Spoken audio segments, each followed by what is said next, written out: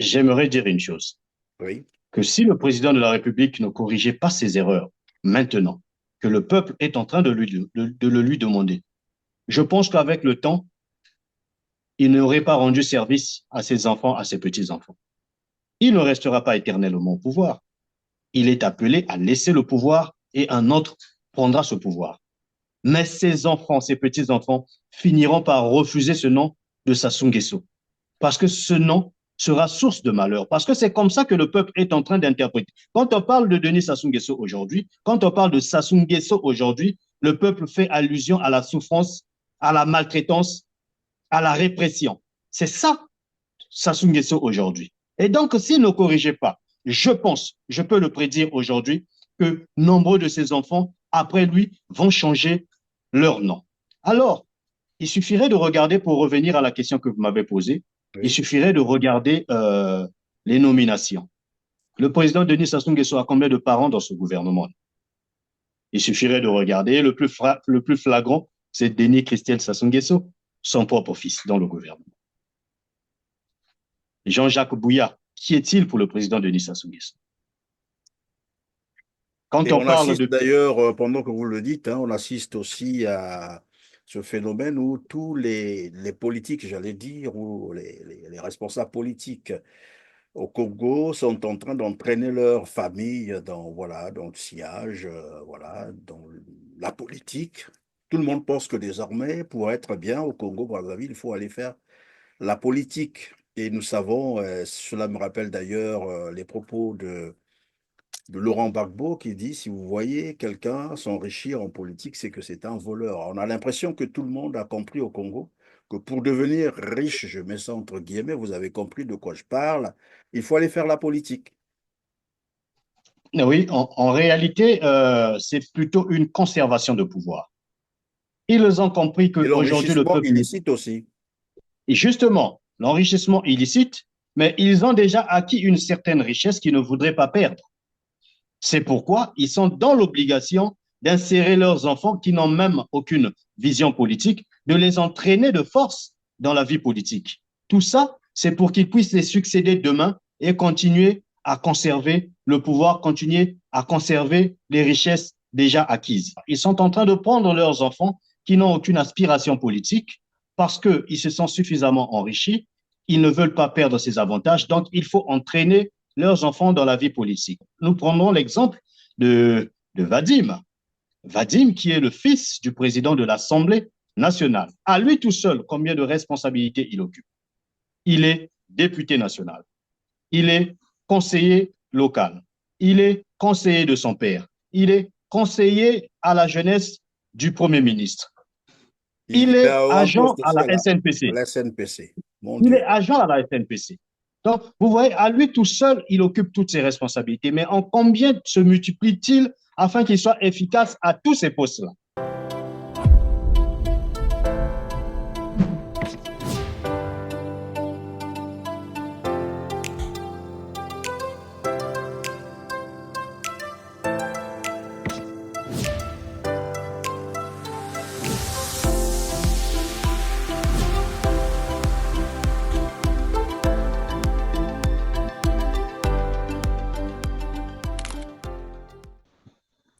Bonjour Cédric Castellambalou. Bonjour, monsieur Christian Perrin. Merci d'être avec nous sur R7. Vous êtes président du collectif des jeunes du Congo et de la diaspora. En tout cas, grand merci d'avoir accepté cette invitation pour décrypter la situation sociopolitique et économique du Congo-Brazzaville vue sous l'œil de la jeunesse que vous incarnez. Vous vous souviendrez que Denis Sassou Nguesso déclarait dans une de ses interviews accordées à Jeune Afrique que le moment viendra où il rendra compte au peuple congolais.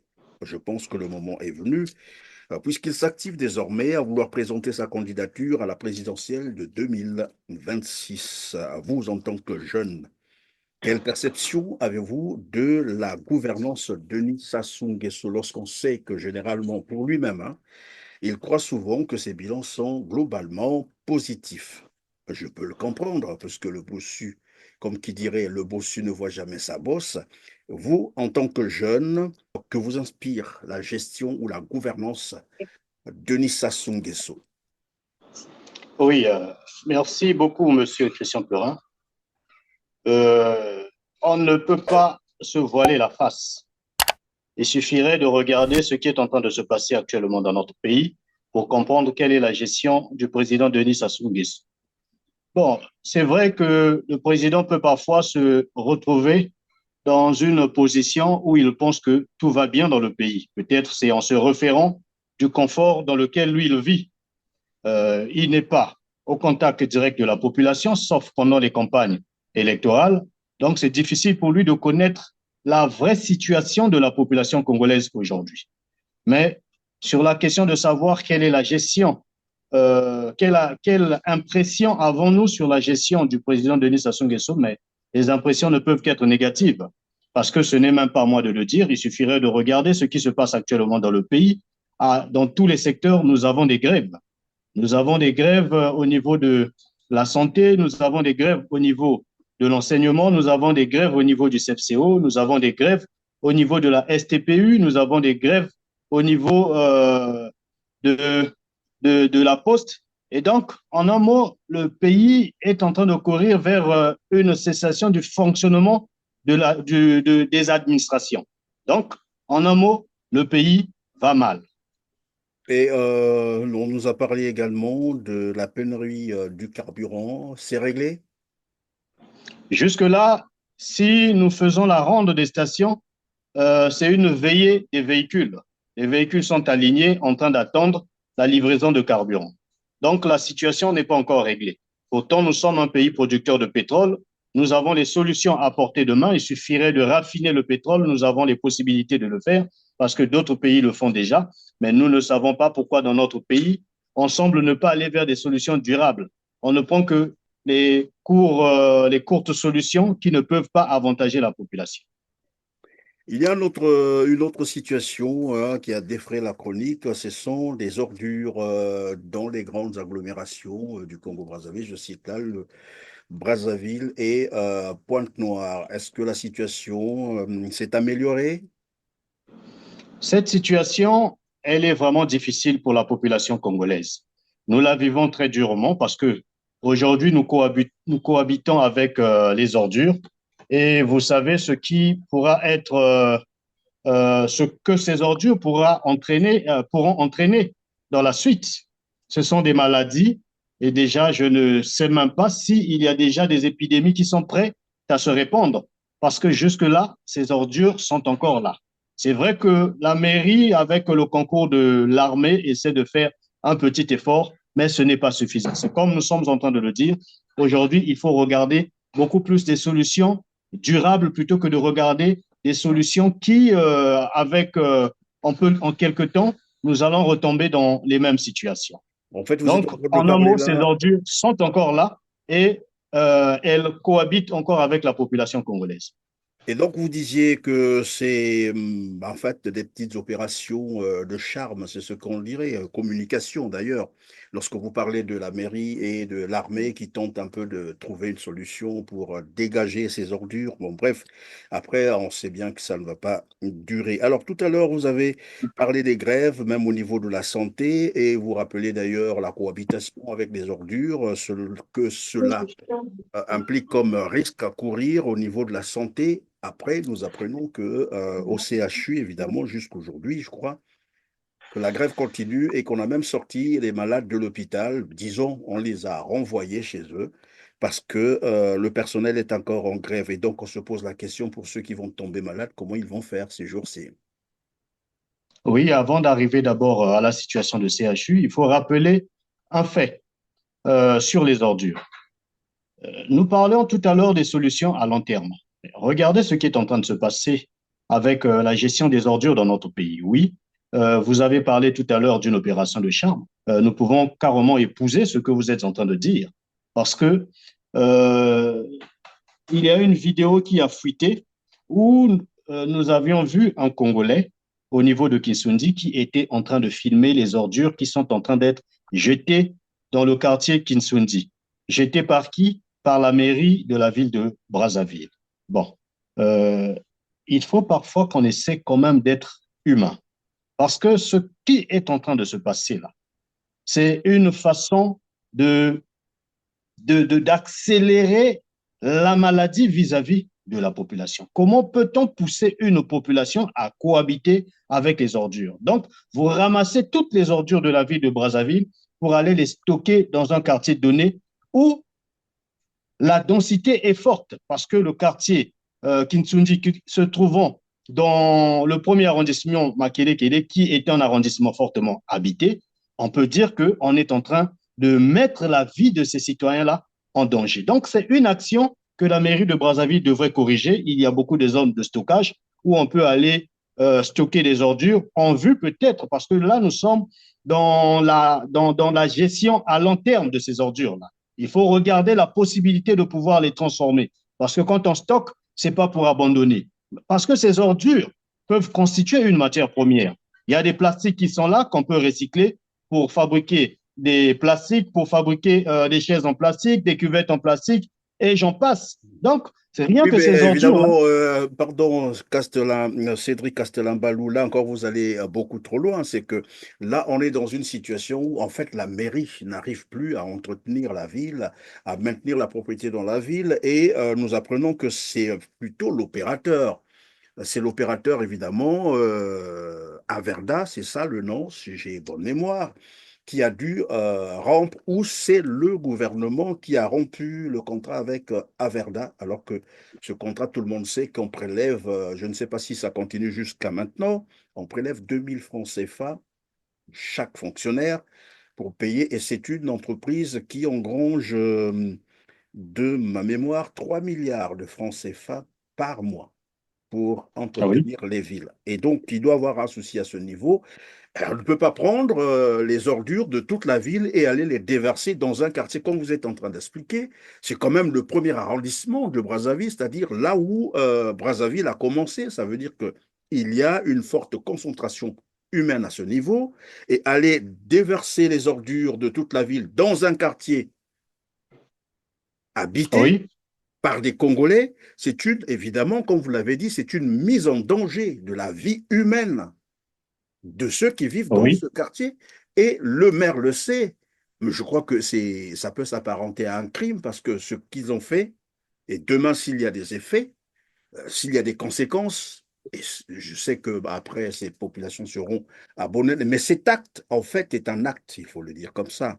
Il faut dire les mots, comme vous l'avez dit d'entrée de jeu. C'est un acte criminel et ça ne se justifie pas. Je vais proposer à nos téléspectateurs cet extrait, évidemment, de vidéo pour comprendre la nature et le geste que vient de poser la mairie de Brazzaville. Suivez.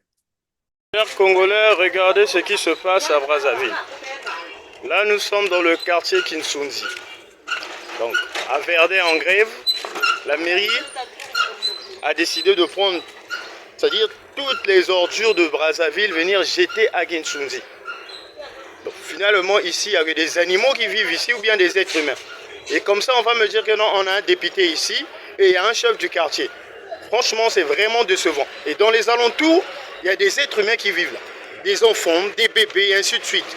Et regardez ce qui se passe. Est-ce que c'est normal ça? Est-ce que c'est correct ce qui se passe ici? Ça, là, nous sommes dans le quartier Kinsunzi. Nous sommes à Kinsunzi. Une odeur, vous ne pouvez pas supporter.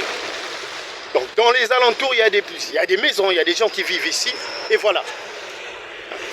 Il y a un chef du quartier et il y a un député. Et voilà. Là, nous sommes dans le quartier Kinsunzi. Alors, Cédric Castellan-Balou, lorsqu'on se retrouve face à de telles situations, dernièrement, on suivait, il n'y a pas très longtemps, c'était le discours même de Denis Sassou Nguesso, il parlait de la responsabilité. Il s'adressait à la jeunesse. Mais là, on se rend compte que finalement, ce sont ceux-là qui gouvernent le Congo qui ne sont pas responsables du tout. Poser un tel acte dans un quartier habité, c'est nuire tout de même à la population. Avant de poser un acte, il faut toujours faire, comme qui dirait la Mesurer les balance de conséquences. risque et des voilà, ainsi de suite. On ne va pas poser un acte comme ça. Là, on vient on vient déverser en fait. Donc, on a fait d'un quartier une décharge publique à ciel ouvert, sachant qu'il y a une population qui vit dans ce quartier-là. Oui, C'est tout de même irresponsable jusqu'à ce niveau-là. oui, chaque autorité, avant de poser un acte, devrait d'abord penser sur les conséquences que cela peut avoir sur la population. Et là, nous constatons que nos autorités semblent ne pas se soucier des impacts que l'acte qu'ils sont en train de poser peut avoir sur la population. Lorsque nous regardons Averda qui est dans l'incapacité d'assainir les villes aujourd'hui, et nous avons appris ou nous aurions appris que le contrat d'Averda est rompu. Et c'est une société turque qui viendra pour succéder à Averda. Mais nous risquerons de replonger dans les mêmes problèmes. Parce qu'aujourd'hui, si Averda est dans l'incapacité de remplir sa mission, c'est justement parce que l'État congolais est dans l'incapacité de payer, de payer les services de la société Averda. Nous voyons des grèves qui sont un peu partout, même au niveau d'Averda. Et c'est pour dire que même si une société venait s'implanter ici, il faudrait que l'État congolais soit à mesure de payer cette société-là. Et même s'il ne s'agissait pas d'argent, aujourd'hui, on peut le dire que la société Averda à elle seule, elle serait incapable de couvrir toute la ville de Brazzaville, plus celle de Pointe-Noire, ou toutes les grandes villes de la ville de Brazzaville. Moi, je pense que la solution serait qu'on puisse libérer ce secteur, pas qu'on puisse simplement faire d'une société une société monopolistique, mais qu'on puisse faire appel à d'autres sociétés, parce que lorsqu'on met des sociétés en concurrence, et là, ces sociétés vont donner le meilleur d'elles-mêmes et vont nous fournir des bons services. Or, dans notre pays, nous ne savons pas ce qui se cache derrière chaque contrat avec une société. On a comme l'impression qu'on voudrait tout centraliser sur une société. Bon, c'est comme nous sommes en train de le dire, nous ne connaissons pas les dessous du contrat d'Averda, à qui appartiendrait Averda lorsque nous avons les fuites selon lesquelles que cette société, je dis bien les fuites selon lesquelles que cette société appartiendrait au petit-fils du président de la République. Et donc, nous comprenons par là que ce n'est que normal qu'on puisse tout donner à cette société, même lorsqu'elle est dans l'incapacité de pouvoir couvrir tout notre pays ou toutes les grandes villes de notre pays. Évidemment, là, on se retrouve donc dans un cas de figure de violation, évidemment, des procédures d'octroi des marchés publics, parce que si on parle d'Averda aujourd'hui, où, disons, le gouvernement a rompu le contrat avec Averda, on sait bien que d'ailleurs l'octroi de ce marché n'avait jamais obéi aux procédures d'octroi des marchés publics. Et là, on est en train, c'est l'information qu'ils ont donnée, ils ont probablement opté pour une entreprise turque. Là encore, on se pose la question s'il y a eu, cette procédure a été respectée, mais je ne pense pas. Mais en plus, gouverner, c'est prévoir. Cela veut dire qu'avant de rompre avec Averda, il avait fallu, il serait beaucoup plus élégant de prendre déjà attache avec cette entreprise et qu'elle serait déjà dans Brazzaville avant de rompre avec Averda. Bref, après on nous dira qu'on veut faire la morale à quelqu'un. Non, nous ne faisons pas. Nous rappelons juste des petits principes connus de tout le monde. Alors, Cédric Castellambalou, vous avez adressé des discours, je veux dire ça comme ça. Un premier discours à Denis Sassou Nguesso. On va le lire tout à l'heure, les premières lignes. Vous avez adressé un autre discours aux compatriotes congolais, je suppose, c'est bien cela, et un autre discours, c'est ce que vous avez dit, hein, vous avez écrit plutôt, dénoncer les limites du projet de rencontre entre le gouvernement congolais et les entrepreneurs, disons les opérateurs économiques étrangers sans réforme concrète. On va commencer par le discours que vous avez adressé à Denis Sassou Nguesso. Peut-on revenir sur, évidemment, le contenu, la quintessence et pourquoi vous avez adressé ce discours à Denis Sassou Nguesso? Oui, si nous avons opté d'adresser ce discours directement au président de la République, c'est simplement parce que c'est lui qui a été élu, c'est lui que le peuple connaît, c'est lui qui rendra des comptes à la population congolaise. Mais malheureusement, nous constatons aujourd'hui, ou nous avons compris aujourd'hui, que le président Denis Sassou Nguesso est celui-là même qui protège tous ceux qu'il a eu à nommer à des postes de responsabilité. Vous voyez, dans notre pays aujourd'hui, nous avons des ministres qui sont intouchables. Malgré les forfaits qu'ils peuvent commettre, ils ne sont jamais inquiétés. Nous avons des directeurs généraux qui ne sont pas inquiétés malgré les forfaits qu'ils peuvent commettre. Et c'est le même président de la République qui vient aujourd'hui nous parler du ver qui était dans le fruit. Alors là, nous avons du mal à comprendre la façon de fonctionner du président de la République parce que il veut d'un côté que le pays puisse bien fonctionner, il a reconnu d'un côté qu'il y avait le ver qui était dans le fruit, qu'il fallait détruire le ver, mais d'un autre côté, c'est aussi le même président de la République qui a du mal à sanctionner ceux qu'il responsabilise. C'est pourquoi nous avons pensé qu'il fallait directement adresser ce discours à celui que nous connaissons, parce que nous ne connaissons pas le Premier ministre, nous ne connaissons pas les ministres, c'est plutôt le président de la République qui a été élu, pas le gouvernement. Et donc, si nous devions nous adresser, c'est directement au président de la République que nous devrions nous adresser. Alors, je vais donc me faire le devoir de lire les premières lignes de ce discours. Vous vous adressez donc, je disais, à Denis Sassou Nguesso.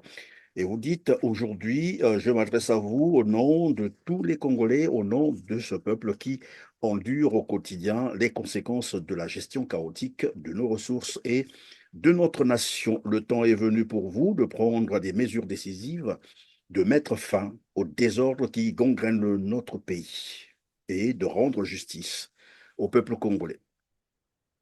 Et ensuite, vous poursuivez, personne mieux que vous ne connaît mieux l'état actuel du Congo. Vous savez pertinemment qui sont ceux qui ont détourné les ressources financières de notre pays. Vous connaissez les acteurs, oui, les acteurs de cette corruption massive, ceux qui ont profité des finances publiques pour s'enrichir illicitement alors que le peuple peine à survivre. Vous faites allusion à quoi concrètement? Au Mais détournement de monsieur, fonds? monsieur Christian Perrin, ce que nous sommes en train de vivre aujourd'hui, en réalité, le Congo n'est pas en crise. C'est la résultante d'une mauvaise gestion, ce sont les conséquences des détournements massifs des fonds. Regardez aujourd'hui la situation économique du pays. Regardez les grèves que nous avons partout. C'est pour dire que les caisses sont vides. Mais qu'avons-nous fait de cet argent? C'est la bonne question que nous devions nous poser. Nos dirigeants doivent venir nous dire aujourd'hui ce qu'ils ont fait de l'argent qui était entré au trésor public. Aujourd'hui, on nous dit que les caisses sont vides. Où sont passés ces fonds?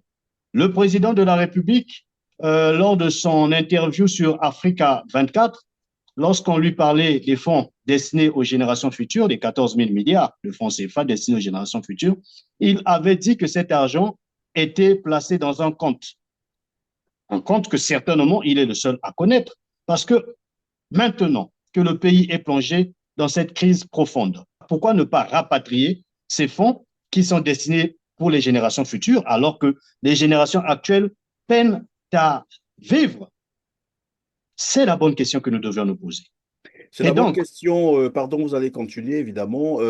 Sur ce volet, vous dites, il est également, là vous vous adressez évidemment à Denis Sassou Nguesso, il est également de votre devoir de rapatrier les 14 000 milliards de francs CFA destinés aux générations futures placés dans une banque où vous êtes le seul à en savoir ou en avoir accès. Ces ressources, c'est ça, appartiennent à tous les Congolais, à nos enfants et aux générations qui viendront. En cette période de crise profonde, cet argent pourrait être investi pour soutenir des projets de développement, stabiliser notre économie et améliorer les conditions de vie de notre peuple. Le peuple congolais exige des actions concrètes. Vous dites, nous demandons des audits dans chaque institution et service de l'État. Des actions. Quelle action que vous exigez?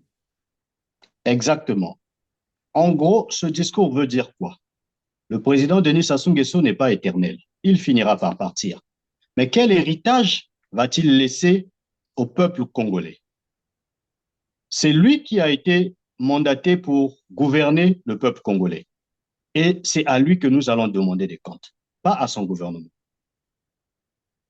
C'est le président Sassou Nguesso à qui nous avons confié les destinées de notre pays.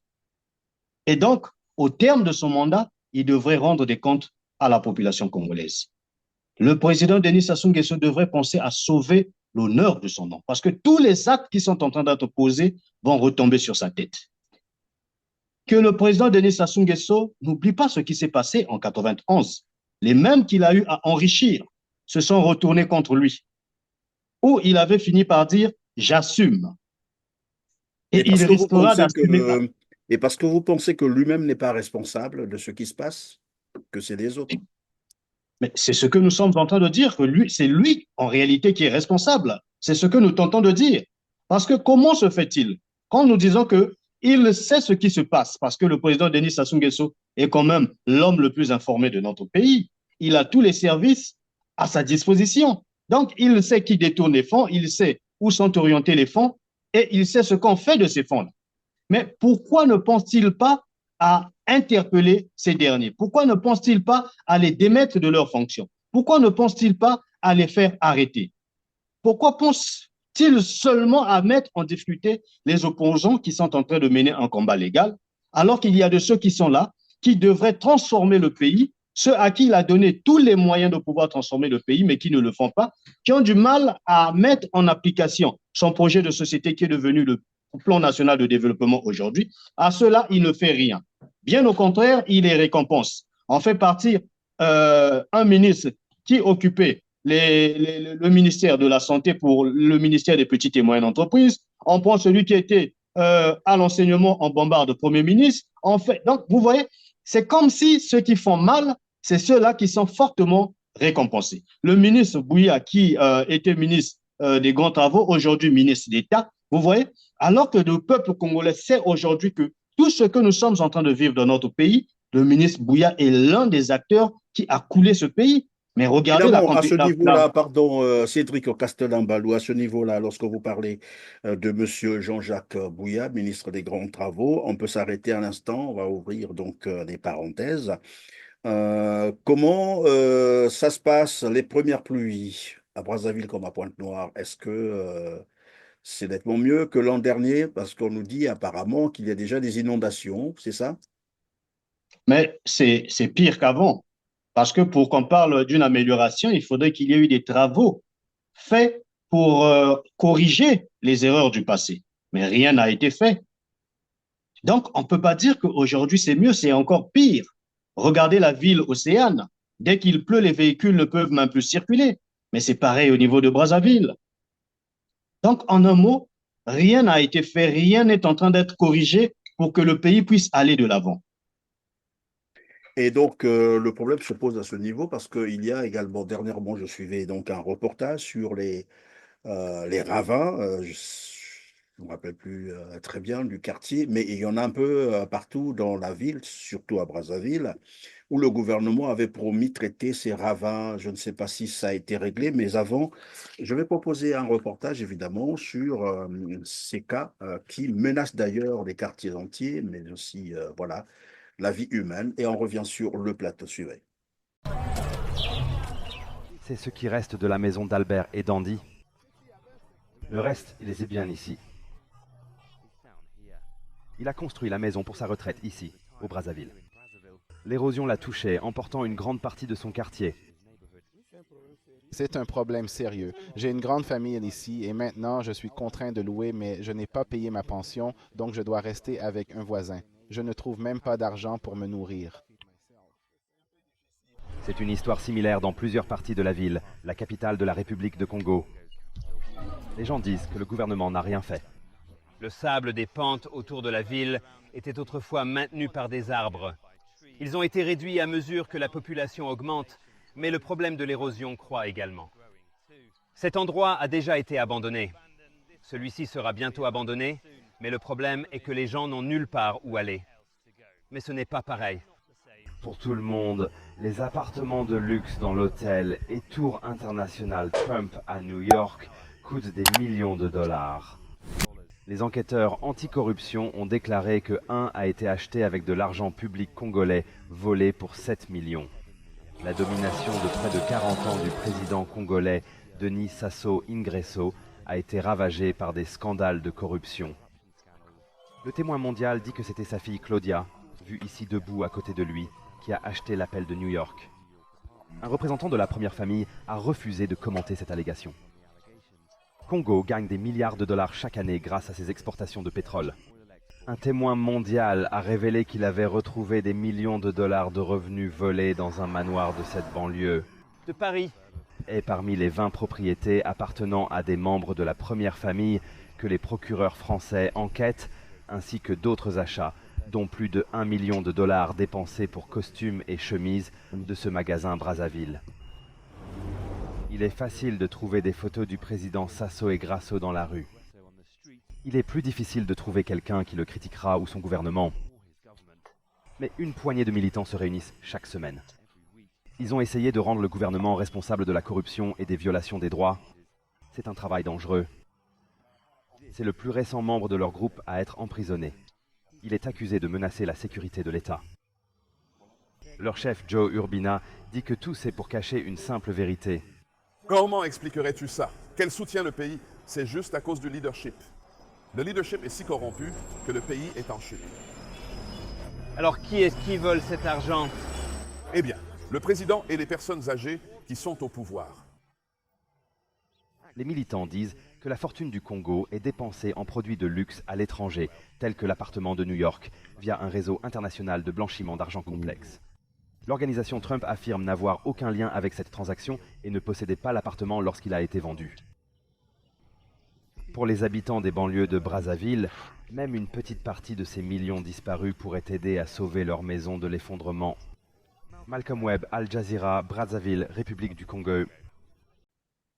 Voilà, donc en cette période de pluie, il faut craindre évidemment que la situation ne puisse s'empirer. Vous étiez là donc en train de parler des gens, en fait, les lieutenants de Denis Sassou Nguesso qui font mal le travail. Et je vous posais la question de savoir si lui-même d'abord, Denis Sassou Nguesso n'est pas responsable parce que il faut qu'on rappelle quand même qu'il est au pouvoir depuis, je crois que ça fait déjà 41 ans. 41 ans, il a changé des gouvernements, des premiers ministres, on ne peut même plus les compter, il n'y en a eu que trop, les ministres, voilà. Donc, quelque part, il faut qu'on commence quand même à dire, pas commencer, il faut qu'on comprenne que finalement, le vrai problème, c'est Denis Sassou Nguesso. Ce ne sont peut-être pas ses ministres ou les premiers ministres, comme on veut voilà, le faire comprendre. Le problème doit être, ou le problème est, Denis Sassou Nguesso, il s'appelle Denis Sassou Nguesso, le problème du Congo.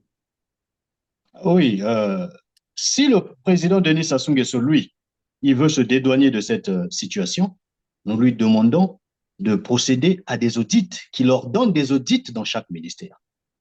Parce qu'aujourd'hui, le pays est en train de traverser des moments difficiles. Lui, il veut relancer l'économie du pays. Il veut que le pays puisse connaître de belles perspectives. Mais comment parler de perspectives lorsque les problèmes qui ont plongé le pays dans cette situation ne sont pas corrigés? Nous demandons des audits dans chaque ministère. Aucun ministère ne doit être épargné.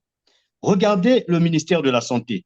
Même les dames dans notre pays ont commencé à détourner, à voler.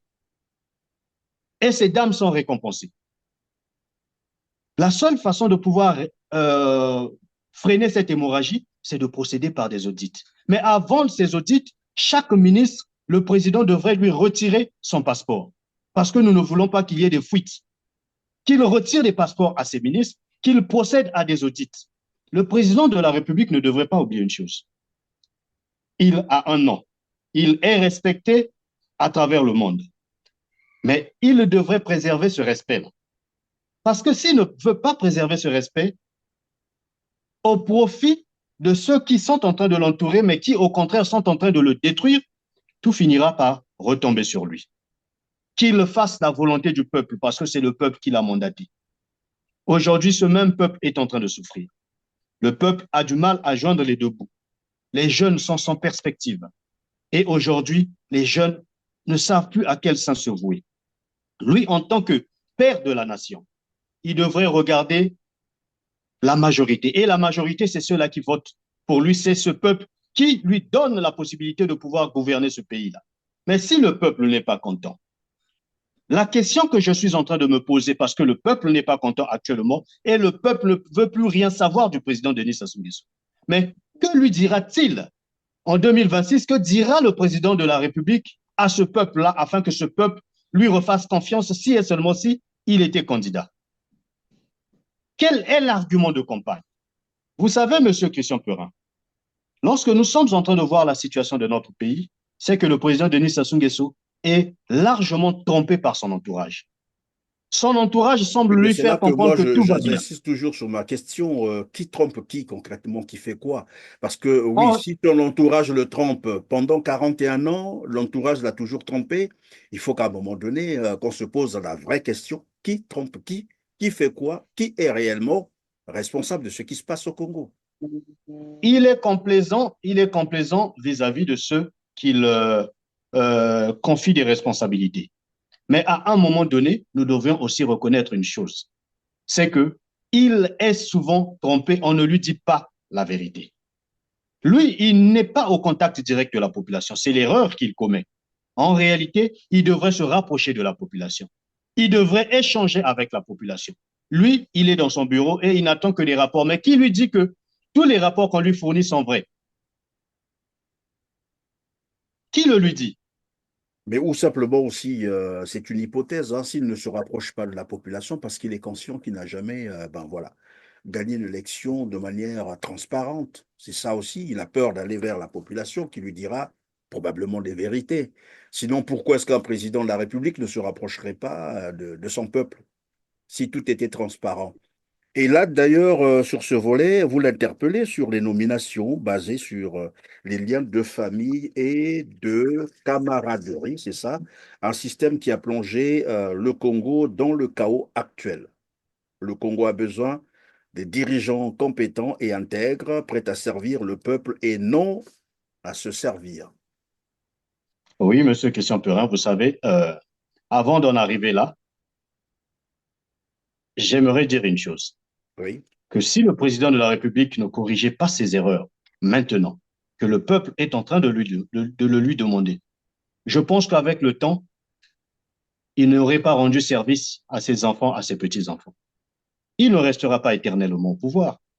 Il est appelé à laisser le pouvoir et un autre prendra ce pouvoir. Mais ses enfants, ses petits-enfants, finiront par refuser ce nom de Sassou Nguesso. Parce que ce nom sera source de malheur. Parce que c'est comme ça que le peuple est en train d'interpréter. Quand on parle de Denis Sassou Nguesso aujourd'hui, quand on parle de Sassou Nguesso aujourd'hui, le peuple fait allusion à la souffrance, à la maltraitance, à la répression. C'est ça, Sassou Nguesso aujourd'hui. Et donc, s'il ne corrigeait pas, je pense, je peux le prédire aujourd'hui, que nombreux de ses enfants, après lui, vont changer leur nom. Alors, il suffirait de regarder, pour revenir à la question que vous m'avez posée, il oui. suffirait de regarder les nominations. Le président Denis Sassou Nguesso a combien de parents dans ce gouvernement? Il suffirait de regarder. Le plus flagrant, c'est Denis Christian Sassou Nguesso, son propre fils dans le gouvernement. Jean-Jacques Bouya, qui est-il pour le président Denis Sassou Nguesso? Quand Et on on parle assiste de... d'ailleurs, pendant que vous le dites, hein, on assiste aussi à ce phénomène où tous les politiques, j'allais dire, ou les responsables politiques au Congo sont en train d'entraîner leur famille dans, voilà, dans le sillage, voilà, dans la politique. Tout le monde pense que désormais, pour être bien au Congo-Brazzaville, il faut aller faire la politique. Et nous savons, cela me rappelle d'ailleurs les propos de Laurent Gbagbo qui dit, si vous voyez quelqu'un s'enrichir en politique, c'est que c'est un voleur. On a l'impression que tout le monde a compris au Congo que pour devenir riche, je mets ça entre guillemets, vous avez compris de quoi je parle, il faut aller faire la politique. Oui, en réalité, c'est plutôt une conservation de pouvoir. Ils ont compris Et qu'aujourd'hui, le l'enrichissement peuple... illicite aussi. Et justement, l'enrichissement illicite, mais ils ont déjà acquis une certaine richesse qu'ils ne voudraient pas perdre. C'est pourquoi ils sont dans l'obligation d'insérer leurs enfants qui n'ont même aucune vision politique, de les entraîner de force dans la vie politique. Tout ça, c'est pour qu'ils puissent les succéder demain et continuer à conserver le pouvoir, continuer à conserver les richesses déjà acquises. Ils sont en train de prendre leurs enfants qui n'ont aucune aspiration politique parce qu'ils se sont suffisamment enrichis, ils ne veulent pas perdre ces avantages, donc il faut entraîner leurs enfants dans la vie politique. Nous prenons l'exemple de Vadim. Vadim, qui est le fils du président de l'Assemblée nationale. À lui tout seul, combien de responsabilités il occupe? Il est député national. Il est conseiller local. Il est conseiller de son père. Il est conseiller à la jeunesse du Premier ministre. Il Il est est en agent poste, à c'est la là, à SNPC. la SNPC. Mon Il est Dieu. agent à la SNPC. Donc, vous voyez, à lui tout seul, il occupe toutes ses responsabilités. Mais en combien se multiplie-t-il afin qu'il soit efficace à tous ces postes-là? Alors que ces postes pouvaient être occupés par d'autres jeunes. Aujourd'hui, on parle de l'année de la jeunesse, mais d'autres jeunes aussi pouvaient bénéficier de ces nominations-là. Mais pourquoi tout centraliser sur lui? C'est Et c'est pour beaucoup dire, c'est d'argent, la conservation du pouvoir, c'est c'est beaucoup de l'enrichissement millions, ça. illicite. Ça doit être beaucoup, plusieurs dizaines de millions de revenus. Oui, mais il doit nager autour de 10 à plus de millions. Ne soyez pas surpris que demain, il soit nommé ministre, parce que c'est ça la voie. Il est parti d'abord de simple conseiller de son père, puis devenu conseiller local, et aujourd'hui, il est député, mais déjà, progressivement, on est en train de l'orienter pour qu'il puisse faire son entrée au gouvernement. Donc, vous comprenez, c'est entre eux seulement. C'est comme je l'ai dit lors de notre dernier entretien, que l'année de la jeunesse, en réalité, ce n'est pas pour les jeunes comme nous autres et d'autres jeunes Congolais, mais c'est l'année de la jeunesse pour leurs enfants. Nous, aujourd'hui, nous ne sommes pas en train de nous retrouver, mais leurs propres enfants sont en train de se retrouver. Ils sont nommés, ils ont des avantages, et donc, en un mot, c'est leur année. C'est leur année, vous avez dit. Alors, on va aborder, puisque le temps touche presque à sa fin, on va aborder donc l'autre discours, le discours pour dénoncer les limites du projet de rencontre avec des opérateurs économiques étrangers sans réforme concrète, écriviez-vous. Alors ici, je vais lire juste le premier paragraphe. Vous dites, chers compatriotes, aujourd'hui, nous sommes témoins d'une scène qui reflète les lacunes profondes dans la gestion de notre économie et de l'avenir de notre jeunesse. Voilà que notre Premier ministre Anatole Koliné-Makosso se tourne vers les opérateurs économiques étrangers pour les implorer de créer des emplois pour notre jeunesse, sans même présenter un plan de réforme solide pour encadrer ces initiatives. Comment pouvons-nous espérer de véritables solutions lorsque, au lieu de mener les réformes ambitieuses, on choisit de supplier et de dépendre d'intérêts économiques étrangers sans garantir, évidemment, sans garantie plutôt, ni mesure d'encadrement.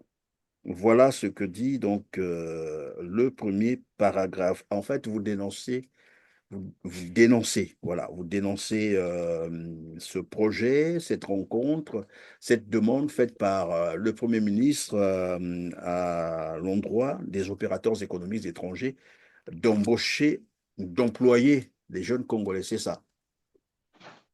Oui, Monsieur Christian Perrin, vous savez, ce projet est une injure à la jeunesse congolaise, pour ne Pourquoi? pas dire à toute la population congolaise. Pourquoi je le dis? La plupart des opérateurs économiques ou des agents économiques que le Premier ministre a eu à recevoir sont des Ouest-Africains. Tous sont des Ouest-Africains. Et nous connaissons ce que font les Ouest-Africains dans notre pays ici. Généralement, ils ont des boutiques, ils vendent des téléphones, ils vendent des habits, d'autres occupent même des tables dans des marchés, et j'en passe. Et donc, lorsque le Premier ministre fait appel aux opérateurs économiques ouest-africains pour les supplier, vous voyez, un Premier ministre, chef du gouvernement, qui supplie les opérateurs économiques étrangers d'embaucher les Congolais. Pour quel poste? Mais le Premier ministre n'a pas à supplier. Le Premier ministre prend des réformes. Les réformes suffisent. Il suffirait d'encadrer cela par la loi et tous les opérateurs économiques qui viendront pour investir dans notre pays, ils seront contraints par la loi. Ce n'est pas au Premier ministre d'aller pleurnicher comme il a fait. Déjà, vous savez, donc, nous avons un sérieux problème dans notre pays. Il n'y a qu'à voir les opérateurs économiques étrangers qui viennent investir dans notre pays, qui ouvrent des structures assez grandes, comment les nationaux, comment les Congolais sont traités dans ces structures-là. Nous pouvons parler des Libanais, des Chinois.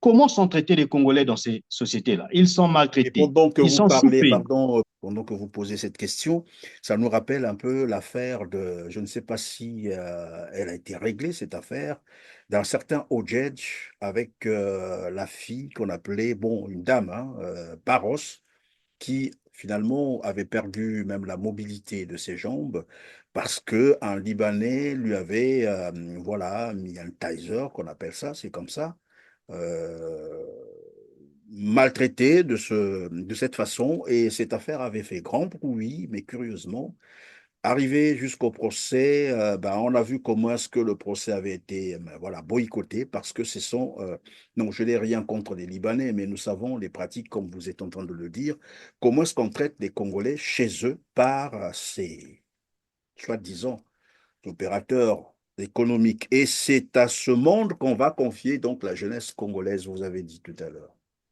Effectivement. Et donc, nous savons comment ils ont l'habitude de nous traiter dans leur société. Et vous avez donné un exemple flagrant de cette dame qui avait perdu sa mobilité. Et il y a beaucoup de cas comme ça, qu'on n'en parle certainement pas.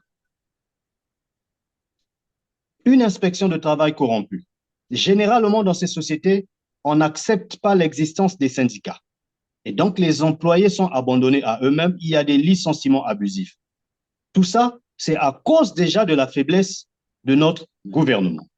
Et aujourd'hui, lorsqu'on voit un premier ministre, chef du gouvernement, celui qui conduit la politique intérieure de notre pays, se rabaisser pour aller pleurnicher, supplier, je dirais, les opérateurs économiques étrangers, ouest-africains en particulier, alors comment seront traités les Congolais qui seront pris dans ces sociétés-là ou qui seront pris pour vendre dans ces boutiques? Ils seront plus que des esclaves. À combien on va les payer puisqu'il n'y a aucun encadrement? Une société, elle doit normalement obéir à une convention. Il y a une convention qui réglemente comment les employés seront payés en fonction du poste qu'ils occupent. Mais il n'y a eu aucun encadrement légal qui a été fait avant de supplier ces Ouest-Africains. Alors, à combien seront payés les Congolais? Ce sont des leaders commerçants des communautés ouest-africaines ressortissants du Mali, du Sénégal, de la Côte d'Ivoire, du Bénin et du Burkina Faso installés au Congo qui étaient en face du Premier ministre pour partager avec lui les préoccupations du gouvernement liées à l'emploi des jeunes. Encourager la participation et l'action autour d'un programme de solidarité emploi jeunes, le chef du gouvernement, accompagné des ministres Claude Alphonse Silou du Commerce et Hugues Ngolondele en charge de la jeunesse et de l'emploi, leur a demandé de voir comment occuper cette jeunesse en faisant de telle sorte qu'au cours des embauches, qu'il y ait au moins un jeune Congolais qui soit recruté. En effet, sur 75 000 unités commerciales, plus de la moitié est détenue par la communauté ouest-africaine. Anatole Koliné-Makosso invite cette communauté à prioriser l'embauche des jeunes Congolais pour résorber un tant soit peu l'épineux problème du manque d'emploi des jeunes. Embauche, mais également formalisation des emplois en les inscrivant à la sécurité sociale pour permettre à ces jeunes de bénéficier d'une retraite. Après avoir écouté l'exposé du Premier ministre, le chef de la délégation des commerçants ouest-africains a remercié le chef du gouvernement pour les avoir associés à ce programme gouvernemental et a promis de donner un écho favorable aux attentes du gouvernement. Après la communauté ouest-africaine, le Premier ministre échangera prochainement avec les commerçants issus des communautés indiennes et libanaises. Donc, quand le Premier ministre, par l'entremise du ministre de la Communication Thierry Léza Mongala, avait annoncé la création de 100 000 emplois, il s'agissait de ces emplois-là avec les Ouest-Africains. Donc, on parlait des emplois où les Congolais, peu importe son niveau d'études, peu importe son diplôme, iraient travailler dans un magasin pour vendre des téléphones ou peut-être faire le terrain pour commencer à sillonner toutes les pendant que villes. vous le dites, il y a une définition de ce qu'on appellerait le travail. Le travail doit être un travail décent. Je pense là un peu à l'Organisation internationale du travail qui voudrait que lorsque quelqu'un travaille, il faut que ce soit un travail décent, qu'il soit payé avec un salaire qui lui permette évidemment de vivre, pas de survivre. Alors, lorsqu'on va convier évidemment les Effectivement, jeunes... Monsieur Christian Perrin, excusez-moi, Oui, effectivement. je vous en prie. Oui, mais en parlant d'un salaire décent, mais il faudrait aussi qu'il y ait un contrat de travail. Il faudrait que ce dernier soit à mesure de faire des cotisations à la CNCS parce qu'il est jeune aujourd'hui, mais il va vieillir demain. Mais lorsque toutes ces conditions ne sont pas remplies, Alors, comment est-ce qu'on peut appeler ça emploi? Ça, ce sont des bricolages que devraient faire les étudiants pendant les vacances, que nous, on appelait hier chantier vacances. Pendant les vacances, ils peuvent aller travailler dans ces petites structures afin de se familiariser au monde professionnel. Ça se comprendrait. Mais pas demander à un Congolais qui voudrait construire une carrière, qui voudrait construire sa vie, d'aller vendre dans des petits magasins. Comment seront-ils à mesure de payer leur loyer? Comment seront-ils à mesure d'entretenir leur famille? Donc, c'est une moquerie. Voilà. C'est beaucoup de Tout ça problèmes. prouve à suffisance que nos gouvernants n'ont aucune considération du peuple qui dirige. En fait, on peut parler là donc d'une opération de charme, comme d'habitude, pour impressionner je ne sais qui, rencontrer les opérateurs économiques. Dans le contexte que vous êtes en train d'expliquer, franchement, après, on va se poser la question à quoi penser donc Anatole Koliné Makosso en le faisant. Mais sinon, on se poserait la question pourquoi n'a-t-il pas rencontré, par exemple, le patronat congolais ou UNOC, c'est comme ça qu'on appelle ça, et demander à ces grands patrons des grandes entreprises du Congo d'embaucher des Congolais, pourquoi pas? Pourquoi n'a-t-il pas rencontré Effectivement, le patronat congolais? Il est allé directement chez les, ben voilà, chez les Ouest-Africains. Je ne dis pas Ouest-Africains, il faut comprendre dans quel sens je suis en train d'utiliser ce terme. effectivement, Donc, il va nous vous là-bas comprenons. pour convier la jeunesse dans ces boutiques où on connaît d'ailleurs les conditions, comment ça se passe, etc. Non, je crois que, il y a un problème au Congo et bon, voilà. Mais tout Mais, ça, monsieur, c'est la gouvernance, comme qui dirait Denis Sassou Nguesso, sinon Anatole Koliné Makosso. Alors, donc, vous pensez qu'il faut, en fait, pour vous, hein, c'est ce que vous avez écrit, c'est une rencontre, voilà, sans réforme concrète. Vous n'êtes pas vraiment convaincu de cette démarche. Vous n'appréciez pas c'est ça. c'est une rencontre contre-productive. Je vais vous Une dire ce insulte à à la quoi jeunesse. je vais vous dire ce à quoi pensait certainement le Premier Je ministre. vous Il le posais la pensait qu'en question de faisant cela, savoir, est-ce que vous pensez que c'est pratiquement une insulte pour la jeunesse que vous incarnez? c'est pire qu'une insulte. C'est pire qu'une insulte. Je ne sais pas comment le qualifier, mais c'est pire qu'une insulte. Le Premier ministre Anatole Koliné Makosso a cru tromper la jeunesse. Mais ils doivent comprendre ceci, que la jeunesse d'aujourd'hui n'est pas celle d'hier qui ne réfléchissait pas.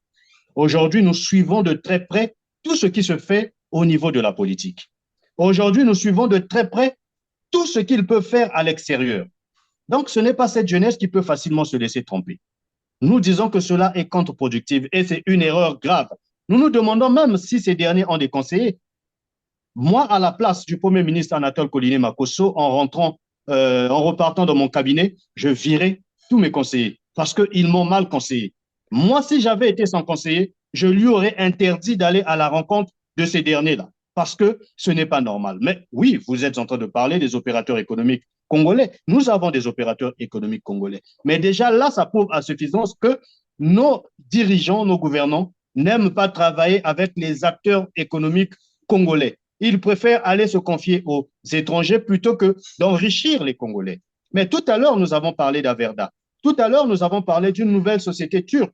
Vous ne voyez pas que tout ça, ce sont des sociétés étrangères, mais il y a des Congolais.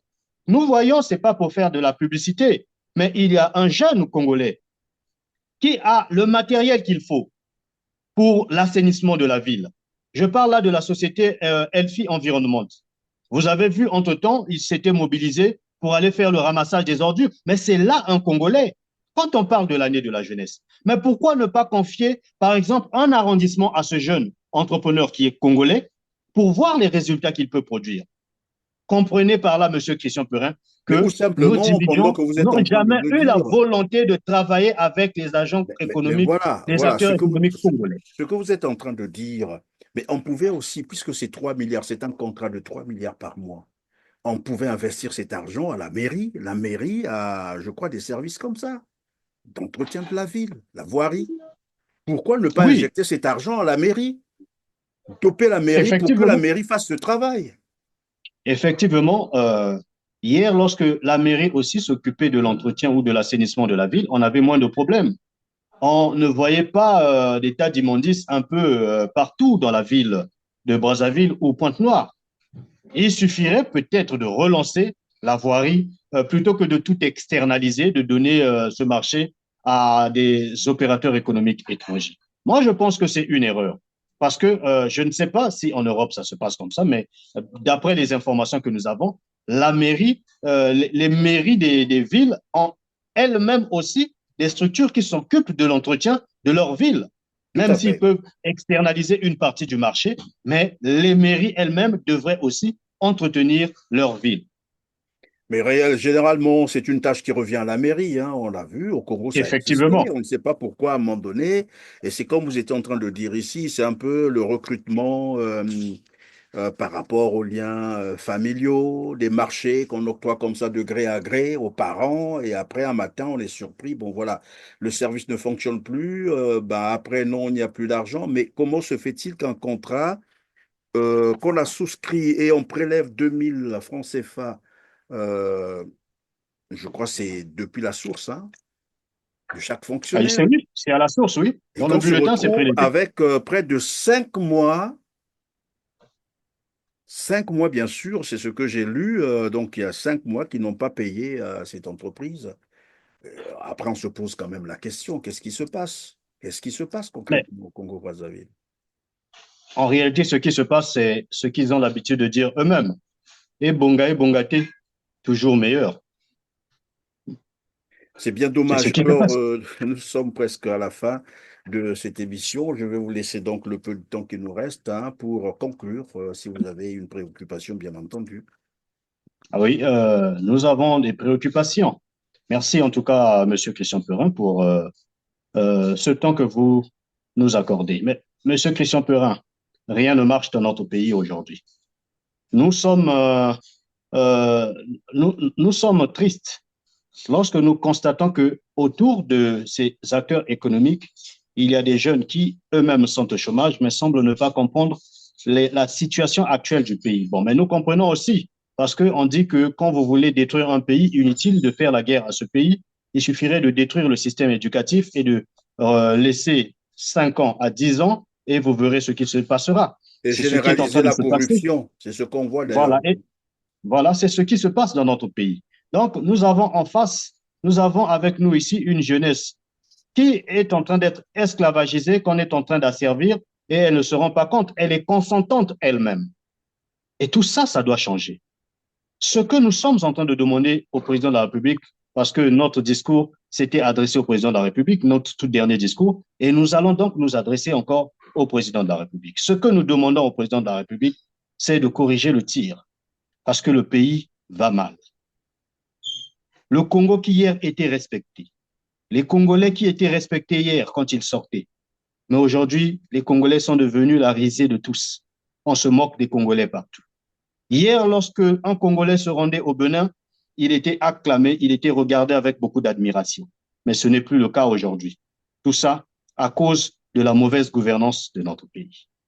Le président de la République, il lui reste encore une année avant de pouvoir se représenter, s'il en a le courage, à une élection présidentielle, à l'élection présidentielle de 2026. Mais que devrait-il dire au peuple congolais? Quel sera l'argument? Il n'a pas d'argument, il n'a plus rien à présenter aux Congolais. Aujourd'hui encore, le pays est en train de s'enfoncer. Là, je m'adresse maintenant aux Congolais. Le pays est en train de s'enfoncer. Hier encore, on avait connu une embellie financière. Le prix du brut était autour de 80 dollars et parfois il dépassait le 80 dollars. 82, oui. Mais 82. Mais qu'est-ce qui se passait? Qu'est-ce qui s'est passé? Nous sommes dans une situation dramatique. Notre économie est à terre. Mais en 2025, avec les prévisions, la Citi est en train de prévoir que le prix du brut sera à 60 dollars, alors que la loi de finances de 2025 prévoit le prix du brut à 73 dollars. Vous voyez qu'il y a déjà un déséquilibre qui est là. La prévision a faussé. À 60 dollars, cela reviendrait à dire que nous risquerons de connaître des difficultés pires que ce que nous avons connu pendant que le prix du baril était à 80 ou 82 dollars. Et encore, cette même Citi est en train de prévoir que si les pays membres de l'OPEP ne baissaient pas leur production pétrolière, le prix du brut risquera de descendre jusqu'à 50 dollars. vous voyez quelle sera la situation de notre pays, nous qui comptons entièrement sur les exportations du pétrole. Notre économie étant presque monosectorielle, vous voyez un peu dans quelle situation nous allons nous retrouver. Et C'est pour pardon dire aux de vous Congolais, couper comme ça, pardon de vous couper comme ça, Cédric Castellan-Balou, c'est que, évidemment, lorsque ça va baisser, il y a une décrue qui est déjà annoncée, hein, même par la Banque mondiale, courant 2025, et cela pourrait courir pendant plus de 4 ans, donc pour longtemps. Et là, on va commencer à entendre tout le temps le même disque qui va revenir dans nos médias au Congo-Brazzaville.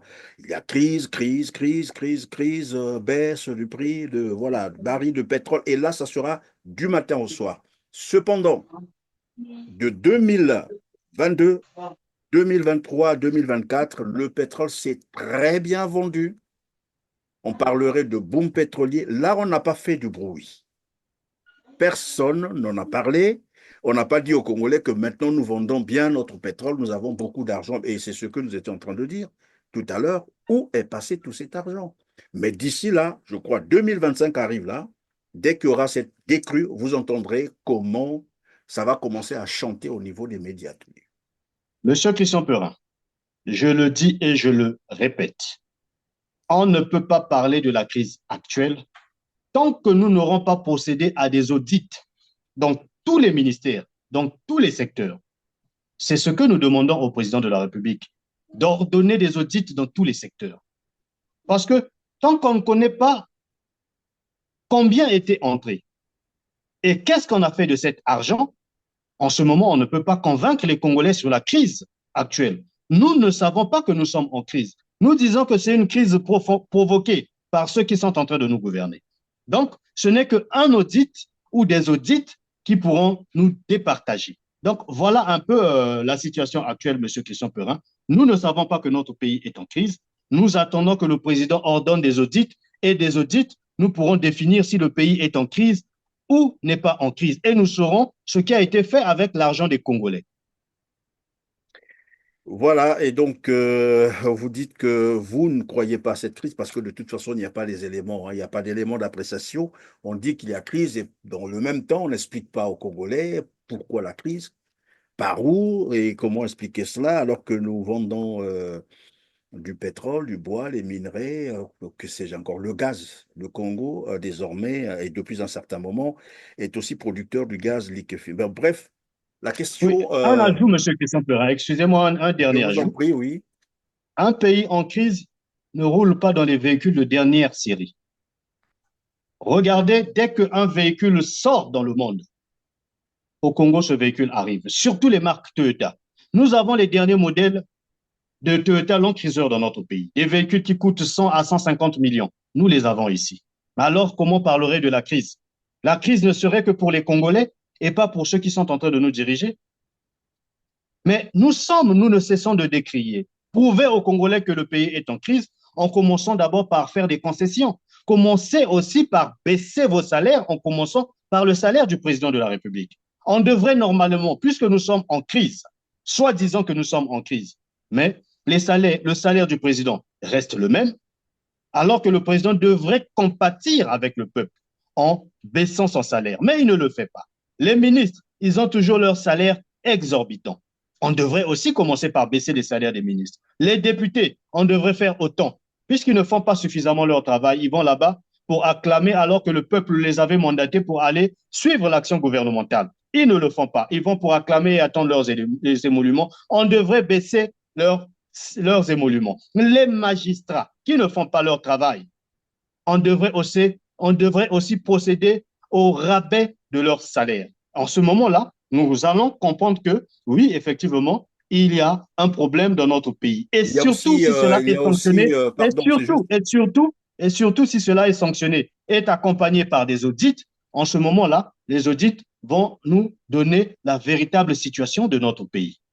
Je disais, il y a aussi les officiers, hein, comment on les appelle? Effectivement, Officiers nous avons supérieurs, les c'est ça? généraux, Les nous avons généraux. les généraux, les colonels, les généraux de brigade, les généraux de division, les colonels. On devrait aussi revoir leur salaire. On devrait aussi revoir, puisque le Comme pays il est en crise. dirait, des soldats gavés. Ça devient en danger. Quand vous donnez beaucoup trop d'argent à un soldat, il perd même voilà, le Non. contrôle de sa mission. En Mais tout ils cas, ne sont plus soldats. C'est devenu des hommes d'affaires. Nos généraux sont des hommes d'affaires. Nos colonels, il suffirait de regarder. Vous verrez que nombre d'entre eux ont des affaires, alors donc en qu'il est plus, strictement c'est ce que vous interdit êtes en train de à dire. un agent de la force publique de pouvoir Oui, mener des affaires. Mais nous avons des généraux, nous avons des colonels qui font des affaires, qui ont des quasters, qui ont des je ne sais quoi. des Ce n'est pas taxis. normal. Il y a trop de désordre dans notre pays. Il y a trop de désordre. Donc, en sorte, vous êtes en train de dire, en sus d'être richement payé, des gros salaires, il faut encore les affaires, alors que c'est interdit. Normalement, la loi interdit aux militaires, aux agents de fac, de faire les affaires. C'est interdit. Il me C'est semble pourquoi ils ont du mal à faire leur travail, ben puisque voilà, eux-mêmes aussi se retrouvent dans les mêmes forfaits. Alors, comment vont-ils se mettre à mener véritablement les enquêtes? conflit Surtout lorsque d'intérêts, oui. le subalterne mène l'enquête et il finit par se rendre compte que le général lui-même aussi est dans cette affaire-là. Aussitôt, il rebrousse chemin. Malheureusement, c'est la réalité au Congo-Brazzaville. En tout cas, merci Cédric Castellan-Balou d'avoir été encore avec nous sur R7. Je rappelle que vous êtes président du collectif Les Jeunes du Congo et de la diaspora. En tout cas, grand merci. Et voilà, on va continuer donc sur la situation de crise profonde au Congo-Brazzaville où il n'y a plus d'eau potable, pas d'électricité stable. Les immondices jonchent le sol. Vous avez donc les ordures qui décorent les villes, les grandes villes du Congo, Brazzaville et Pointe-Noire. Pas de salaire, les retards de salaire, j'allais dire, en fait, des arriérés de salaire qui atteignent mais vraiment des proportions très inquiétantes. On ne peut pas quand même devoir 76 mois de salaire à quelqu'un. Après, on se posera la question comment cette personne fait pour, même pour survivre, c'est très compliqué. Sinon, nous dire que finalement, on a fait de tous les fonctionnaires des corrompus, des... Voilà. Mais parce que cette stratégie consiste à fabriquer des corrompus, à faire de sorte que tout le monde devient corruptible et puis voilà, avec pour survivre avec des moyens détournés. On comprend. Quelqu'un m'expliquait d'ailleurs que les fonctionnaires, surtout les dames, sont parfois obligés de faire du commerce dans les bureaux, c'est-à-dire voilà, aller vendre, soit pour ceux qui vendent des habits, pour ceux qui vendent des ski yaourts, c'est comme ça qu'on appelait ça.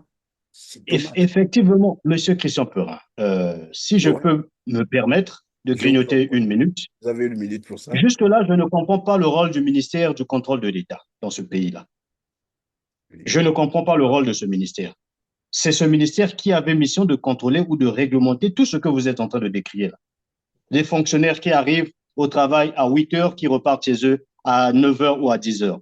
Nous avons des fonctionnaires qui sont hors pays, mais leur salaire continue à passer, alors qu'il y a des Congolais Ils sont ici sur nombreux. place qui sont en train de chercher du travail et qui voudraient véritablement travailler. Nous ne comprenons pas aussi la mission de la HALC, la Haute Autorité de lutte contre la corruption. Nous ne comprenons pas. Au fait, le Congo a toute cette armature-là qui pouvait contrôler véritablement le pays. Mais nous ne comprenons pas. Je connais presque pas le ministre du contrôle de l'État parce qu'il n'est pratiquement pas visible. Lui, il perçoit son salaire simplement et ne fout absolument rien.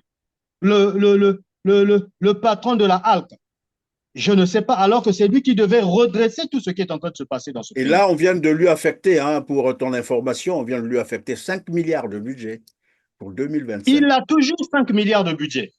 Il a C'est toujours beaucoup. 5 milliards de budget. Dans la loi de finances, c'est bien inscrit 5 milliards de budget. Mais Beaucoup que d'argent pour fait-il ne de ces rien 5 faire. milliards? Mais voilà, c'est tout ça que nous sommes en train de décrire. Celui qui est censé contrôler tout ce qui est corruption dans notre pays, celui qui est censé corriger ces erreurs-là, lui-même, il est presque invisible. Nous ne savons même, je ne sais même pas comment il s'appelle d'ailleurs, parce qu'il n'est pas du tout visible. Alors, merci. Donc, je disais, c'est la fin de cette émission. Merci, messieurs, mesdames, messieurs, de nous avoir encore accordé votre attention. Likez en cliquant sur le petit pouce en l'air juste en bas de la vidéo. Partagez cette interview, s'il vous plaît. Permettez-nous, évidemment, de parfaire notre référencement sur les plateformes que nous utilisons. Et dites-nous en commentaire ce que vous pensez de cette émission. Sur ce, on se dit au revoir et à très bientôt. Merci.